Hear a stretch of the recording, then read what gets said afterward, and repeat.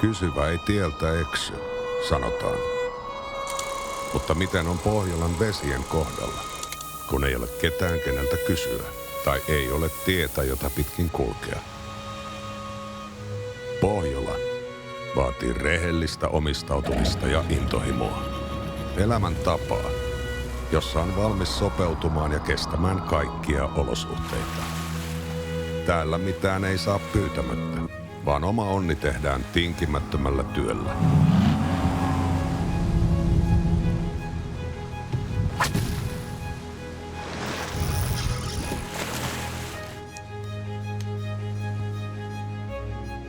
Alla Pohjolan tähtien ei paraskaan onnistu yksin, vaan kaikki tarvitsevat kumppanin, johon luottaa.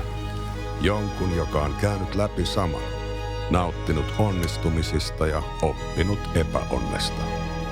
Kumppani, joka on kehittänyt kaikesta kokemastaan ainutlaatuiset tuotteet, joiden teknologia on testattu Pohjolan olosuhteissa ja joiden keskiössä on suorituskyky.